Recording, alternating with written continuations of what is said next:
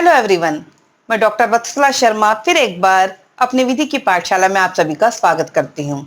आज मैं डिस्कस करने जा रही हूँ आपसे निर्वचन के सिद्धांत या निर्वचन के नियम। देखिए, जब हम संविधियों के निर्वचन की बात करते हैं तो संविधियों के निर्वचन से क्या तात्पर्य है। विधि बनाना हम सभी जानते हैं कि विधायिका का काम है, लेकिन जब विधायिका विधि बनाती है तो कभी कभी ऐसा भी होता है कि उस विधि का कोई एक उपबंध, कोई प्रावधान या कोई शब्द या किसी वाक्य का मीनिंग वहां पर अस्पष्ट होता है, उसमें कुछ डाउट हो सकते हैं या वहां पर क्लैरिटी ना हो और उस शब्द के एक से ज्यादा मीनिंग भी निकल करके आ सकते हैं। तो देखिए, विधायिका तो वहां पर विधि बना करके अपना काम खत्म कर चुकी है, लेकिन अब उन शब्दों का सही एक्सप्लेनेशन करने का जो काम है वो न्यायाधीशों का हो जाता है। क्योंकि न्यायाधीशों का देखिए काम क्या है, हम लोगों को न्याय प्रदान करना और संबंधित विधि से यदि वो हमें कोई न्याय प्रदान कर रहे हैं तो उसमें विधि में कोई भी यदि शब्द क्लियर नहीं है तो वो निर्णय देते समय उस शब्द का पूरा मीनिंग वहां पर क्लियर कर देते हैं और जिससे कि विधायिका का आशय पूरा हो सके। इसी को ही संविधि का निर्वचन कहा जाता है।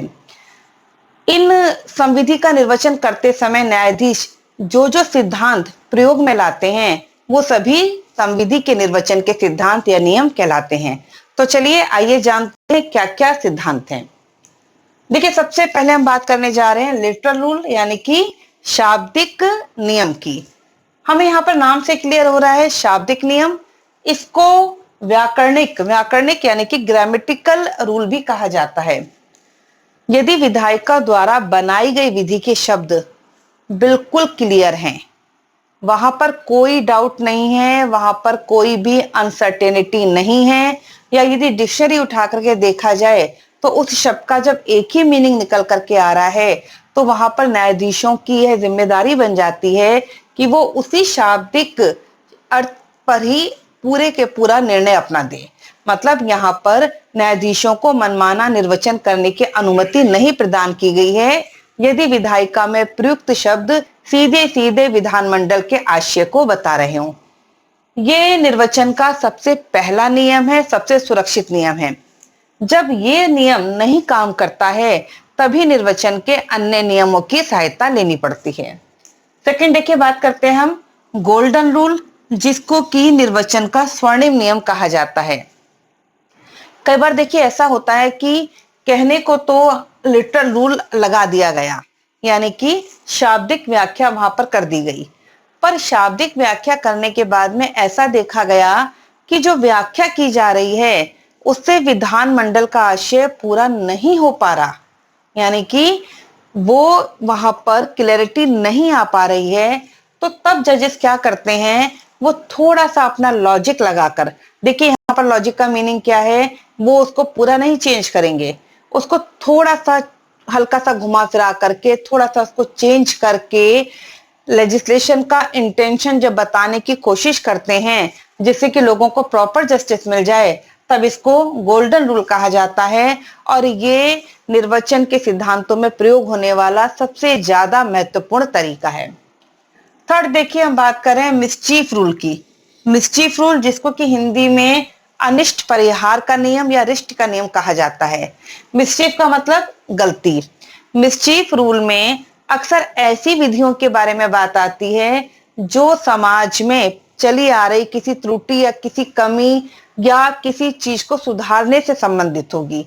इसके अंतर्गत यदि विधायिका ने कोई मतलब विधि बनाई है और उसका कोई प्रोविजन क्लियर नहीं है तो ये देखा जाएगा, उस शब्द का उसी तरीके से अर्थ निकालने की कोशिश की जाएगी जिससे कि जो त्रुटि या जो कमी जिसको दूर करने के लिए विधायिका ने विधि बनाई है वो त्रुटि या वो कमी दूर हो सके। जैसे फॉर एन एग्जाम्पल, मान ली कि डॉरी प्रोविशन एक्ट है तो उसका उद्देश्य क्या है, दहेज प्रथा को रोकना। तो यदि उसका कोई प्रावधान, उसका कोई शब्द क्लियर नहीं है तो उसका शब्द का अर्थ इसी प्रकार से निकालने की कोशिश की जाएगी कि दहेज जैसी प्रथा को रोकने का प्रयास किया जाए, ना कि उसको बढ़ाने का। नेक्स्ट देखिए, हम बात करते हैं हार्मोनियस कंस्ट्रक्शन की, जिसको कि कहा जाता है सामंजस्य पूर्ण अर्थान्वयन।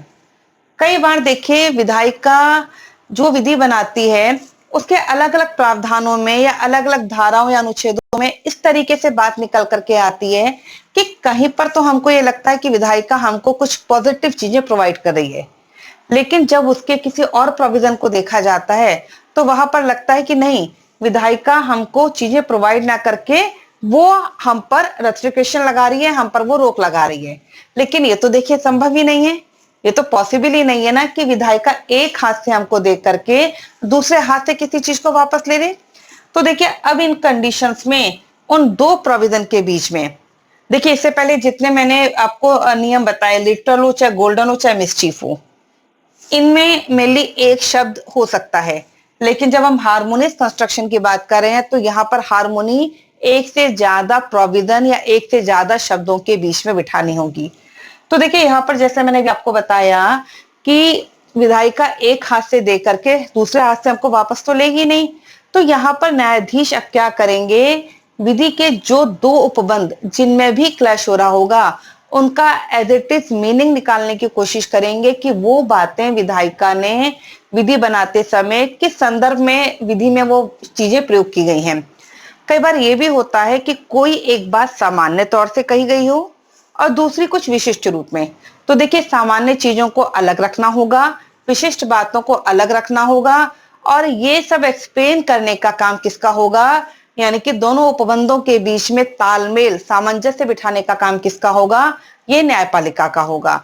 अर्थात जब दो प्रोविजंस के बीच में ऐसा लगे कि कुछ क्लैश हो रहा है, तो जब आगे बढ़कर के न्यायपालिका उन क्लैशेस को दूर करते हुए उन प्रोविजंस के बीच में जब हार्मोनी बिठाती है, यानी कि उनके बीच में सामंजस्य बिठा करके दोनों प्रोविजंस का मीनिंग क्लियर करती है और विधायिका के इंटेंशन को जब पूरा करती है, तब उस रूल को हार्मोनियस कंस्ट्रक्शन कहा जाता है। नेक्स्ट देखिए लिखा हुआ है इजस्डम जेनेरिस, इसको हिंदी में कहा जाता है सजाति अर्थान्वयन का नियम। या देखिए हमें नाम से क्लियर हो रहा है सजाति। सजाति का मतलब जब एक ही प्रकार की जाति हो, एक ही प्रकार का कलेक्शन हो। देखिए यहाँ पर सामने ने एक बहुत मजेदार एक एग्जाम्पल दिया है कि देखिए मान लीजिए यदि कोई वाइफ अपने हस्बैंड से कहती है कि मैं मार्केट जा रही हूँ, भाई मुझे अपना क्रेडिट कार्ड दे दो, या सिंपली कि मैं ये सामान लेके आऊंगी। हस्बैंड ने पूछा आप क्या लेके आओगे, तो उसने जैसे कह दिया कि मैं bread, butter, jam, jelly, cookies और उसके अलावा पेस्ट्री, पैटीज, ये सब चीजें मैं लेकर के आऊंगी, और भी बहुत सारी चीजें, और ये सब मैं लेकर के आऊंगी। हस्बैंड ने कहा चलिए ठीक है। वाइफ मार्केट जाती है तो वाइफ सारा ये सब सामान तो खरीदती है, साथ में वो सोफा भी परचेज कर लेती है। जब वो घर लौट करके आती है आपस में क्लैश होता है। अब जब इस केस में, इस टाइप के केसेस में यदि डिसीजन लेने की बात आए तो देखिए वहां पर वाइफ क्या कह सकती है। वाइफ ने कहा कि मैंने तो हस्बैंड को बोला था कि मैंने पूरा एक लिस्ट बता दिया था, पर मैं सारी चीजें तो नहीं बता सकती थी, तो मैंने कह दिया तो मैं आदि इत्यादि मतलब ये चीजें भी, डेड डेड चीजें भी मैं ले आऊंगी। लेकिन देखिए वहां पर क्या हो जाता है, हस्बैंड का कहना यह है कि इन्होंने जितनी भी चीजें बताई थी वो सब मुझे खाने पीने की चीजें, मुझे पता है कि इन्होंने वो सब कहा था, तो कहीं ना कहीं इसमें अदर चीजें नहीं आएंगी। तो इसी तरह के केसेस में ही इजस्डम जेनेरिक का नियम लागू होता है। यहाँ पर देखिए सिंपल सा रूल आ गया कि वाइफ ने जिन जिन चीजों को इंक्लूड किया था अपनी लिस्ट में, वो सारी किचन में खाने पीने से रिलेटेड चीजों के बारे में बात की थी। उसमें कोई भी एक ऐसा वर्ड नहीं यूज किया गया था जो किसी अदर चीज को शो कर रहा हो, यानी कि खाने पीने के सामान की एक सजाती, पूरा एक लिस्टिंग वहां पर थी। तो इससे हस्बैंड या कोई भी व्यक्ति क्या उससे अनुमान लगाएगा कि आदि इत्यादि के अंतर्गत भी खाने पीने का सामान होगा। तो यहाँ पर कहने का मतलब ये है कि कई बार न्यायालय के सामने ऐसे भी केस आते हैं जिनमें डैश डैश डैश आदि इत्यादि करके छोड़ दिया जाता है, तो उन डैश में या आदि इत्यादि में क्या आएगा ये सब देखने के लिए भी सजाती अर्धान्वयन का नियम लागू किया जाता है। यदि जो भी शब्द बताए गए हैं वो एक विशिष्ट सजाति को बता रहे हों तो उसी से रिलेटेड ही चीजें वहां पर न्यायालय ऐड करेंगे। और देखिए सबसे लास्ट में हम बात करने जा रहे हैं ज्ञाते का नियम, सहचर्येण ज्ञाते।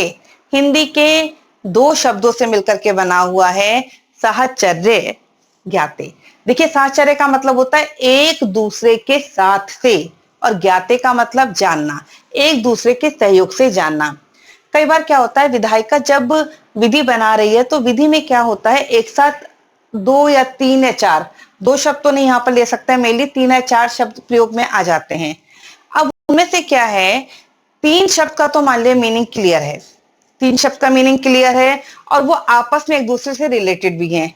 तो यदि चौथे शब्द का मीनिंग क्लियर नहीं है कि किस सेंस में कहा गया, तो यहाँ पर सबसे पहले नॉसिटर एक्सरसाइज का नियम लगाया जाएगा कि वो शब्द किन शब्दों के साथ में प्रयोग में आया है, उस शब्द का अर्थ उसी आधार पर निकालने की जब कोशिश की जाती है, तब इसी को साहचर्य ज्ञाते का नियम कहा जाता है। जैसे मैं आपको एक एग्जांपल दूं कि मैंने आपसे कह दिया कि भाई सेब, केला, आम, संतरा, एक मैंने कुछ अजीब सा नाम ले लिया। अब कुछ भी सोच लीजिए, मान लिया लोभा बोल दिया मैंने, फॉर एग्जाम्पल लोभा बोल दिया, फिर मैंने आपसे कहा तरबूज, खरबूज, पपीता, अब ये सब बोल दिया। अब देखिए सारे तो आपको मालूम है कि फल के नाम है। अब यहां पर मैंने एक जो वर्ड लोभा मान लिया अचानक बीच में बोल दिया, अब लॉजिक लगाने वाली बात आ गई, भाई ये क्या है, ये तो हमने नहीं सुना। तो देखिए उसके आसपास जितने शब्द प्रयोग आ रहे हैं, सबसे सुन के क्या लग रहा है कि सारे फल हैं। तो कहीं ना कहीं 99.9% या जितना भी जजेस अपना अनुमान लगा सकते हैं, जितना भी कोई व्यक्ति अनुमान लगा सकता है, वो यही आएगा कि ये भी एक प्रकार का फल ही होगा, क्योंकि इसके साथ में जितने भी शब्द प्रयोग किए गए हैं वो सारे फलों से संबंधित ही हैं। ठीक है, जैसे कि कभी कभी एग्जाम्पल के तौर पे मैं ये भी बताती हूँ आप लोगों को कि मान लिया कि कोई क्लास है, क्लास में अब रीता, मीना, सुमन, सुषमा, पंकज, कुसुम, लता बैठे हैं। अब देखिए मेनली तो वो कौन सा सेक्शन है, गर्ल्स सेक्शन है, क्या है। अब देखिए जितने सारे नाम आ रहे हैं सारे गर्ल्स के हैं, केवल एक नाम जो मैंने पंकज लिया, हो सकता है कि वो कंफ्यूजन क्रिएट कर सकता है कि पंकज क्या है, लड़का है कि लड़की, क्योंकि पंकज देखिए कॉमनली दोनों का नाम हो सकता है। लेकिन हमने जितनी भी लिस्टिंग एक बताई, तो सबके साहचर्य से जान करके क्या पता लग रहा है कि सारा ग्रुप तो लड़कियों का है, तो ज्यादातर चांसेस यही है कि जो पंकज है वो भी लड़की ही होगी। तो इस तरह के बहुत सारे इंटरेस्टिंग जो केसेस हैं वो संविधियों का निर्वचन करते समय न्यायालय के सामने आते हैं, और न्यायालय इस तरह की समस्याओं का समाधान निर्वचन के जितने भी मैंने आपको भी नियम बताए हैं, इन सब नियमों को प्रयोग करके संविधियों का निर्वचन करते हैं और विधायिका के आशय को पूरी तरीके से बताते हैं। आशा करती हूँ कि ये जितने भी निर्वचन के सिद्धांत क्या हैं ये आपको क्लियर हो गए होंगे, और आगे आने वाली वीडियोस में मैं एक एक सिद्धांत को अलग अलग भी पूरा आपके साथ में डिस्कस करूंगी। Thank you so much for watching the video.